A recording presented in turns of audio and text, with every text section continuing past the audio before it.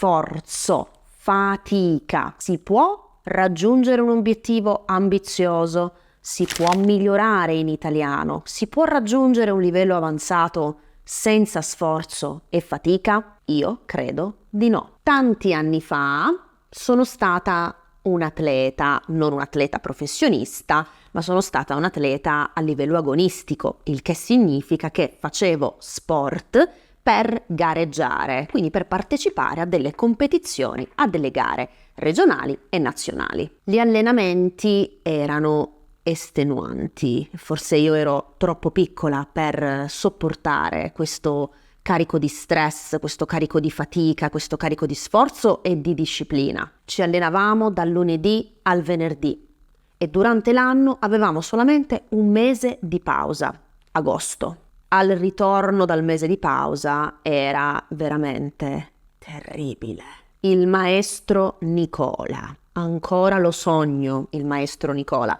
Non ho mai dimenticato la sua voce. Ripeto, molto probabilmente ero troppo piccola e non capivo il suo comportamento. Non capivo perché dovesse aumentare ogni volta il livello di difficoltà degli allenamenti, soprattutto prima delle gare. Se in periodi di allenamento normale provavamo il nostro balletto, si chiamava così, quindi la performance, perché facevo ginnastica artistica, se prima delle gare, nel periodo di allenamento normale, provavamo il balletto 5 volte, prima delle gare dovevamo provarlo 10 volte. E io dicevo, ma perché ci tortura in questo modo? Ripeto, ero troppo piccola per capire tutto, ma oggi sicuramente non farò mai più sport a livello agonistico, questo è sicuro come la morte. Oggi però capisco il suo comportamento, capisco le sue scelte. Senza sforzo, senza fatica, non si può migliorare. Se rimaniamo sempre allo stesso livello in qualcosa, siamo nella nostra zona di comfort e quando siamo nella nostra zona di comfort non c'è miglioramento.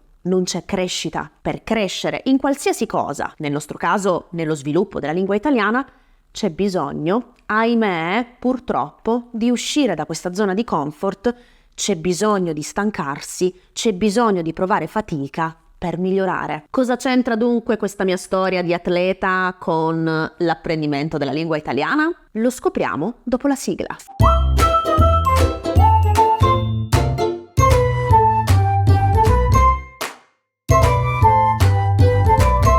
Sforzo fatica. Oggi voglio soffermarmi proprio su questi due concetti e voglio soffermarmi nello specifico sul ruolo che fatica e sforzo hanno nell'apprendimento della lingua italiana. Se potessi guadagnare 1 euro ogni volta che sento dire questo è difficile, non ce la faccio, è difficile, è troppo difficile, non capisco, è inutile, non migliorerò mai, è difficile, difficile, difficile. Se potessi guadagnare 1 euro per ogni volta che sento queste frasi, oggi sarei milionaria.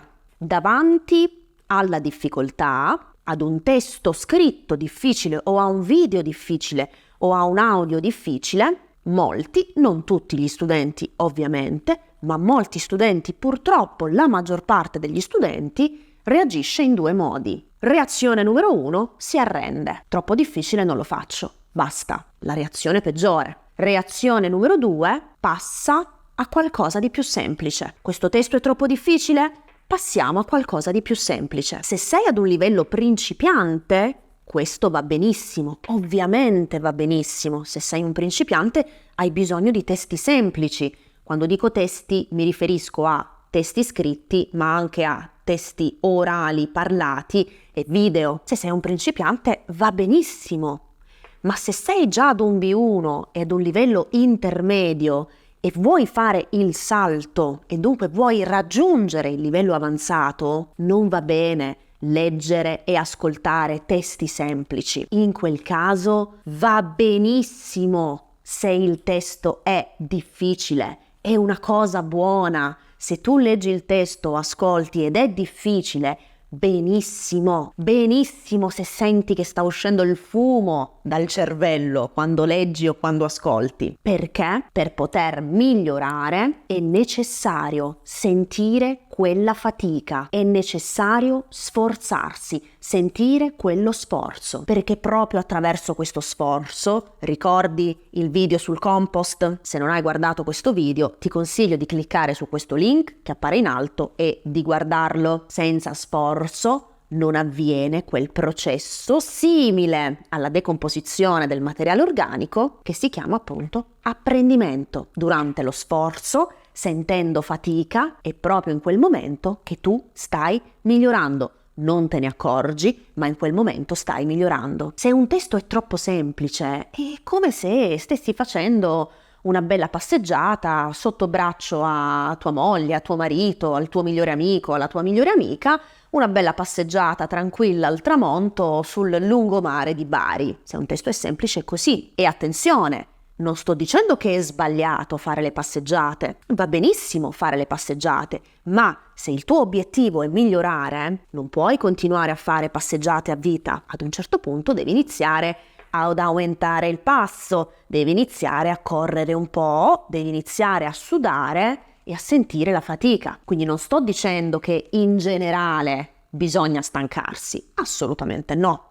Ognuno è libero e libera di scegliere ciò che è meglio per se stesso e se stessa. Se vuoi continuare a fare le passeggiate, va benissimo, però se stai guardando questo video è perché vuoi migliorare in italiano, giusto?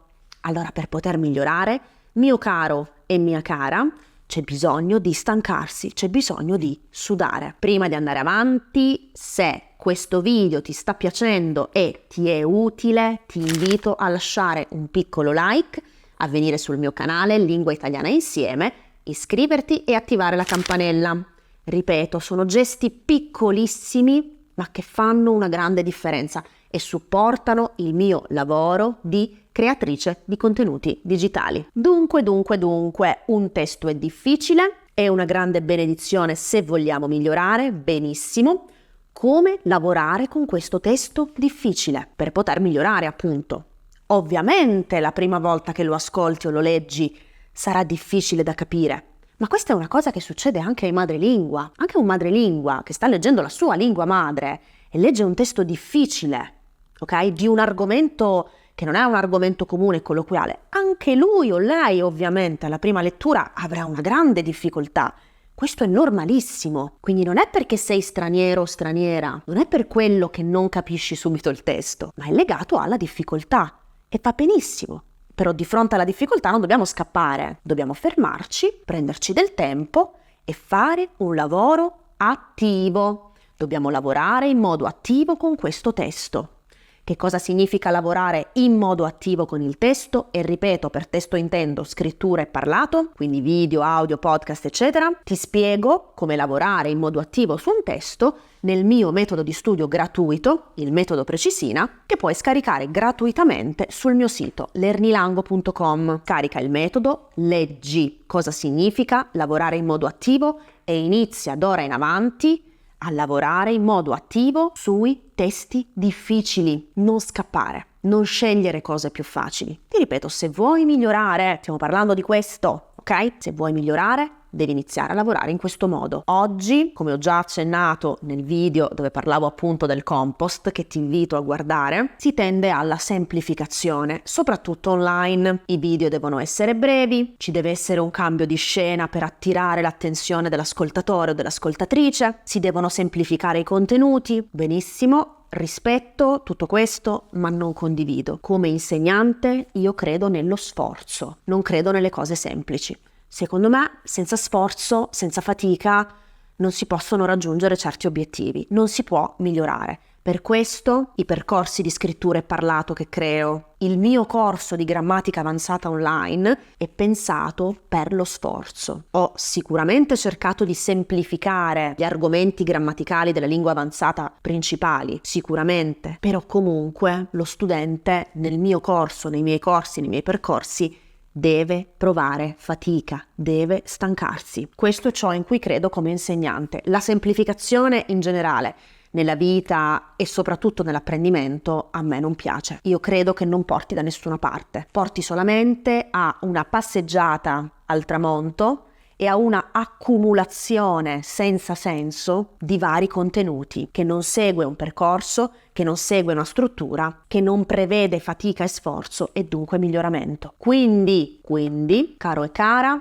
ti invito vivamente a scaricare il mio metodo e a iniziare d'ora in avanti a lavorare attivamente sui testi. Puoi lavorare attivamente sui miei podcast, troverai una selezione di podcast gratuiti su cui poter lavorare, puoi lavorare sui miei video di grammatica o su tanto altro materiale presente online e nel mio metodo di studio ti dico anche dove cercare online materiale di studio per l'apprendimento della lingua italiana. D'ora in avanti, parola chiave, fatica, sforzo, senza fatica, non andiamo da nessuna parte. Bene. Io ho finito questo video questa settimana, ti ringrazio come sempre per il tuo ascolto, ci sentiamo la prossima settimana con un nuovo contenuto e un nuovo sforzo, un po' di fatica in più. Grazie e alla prossima!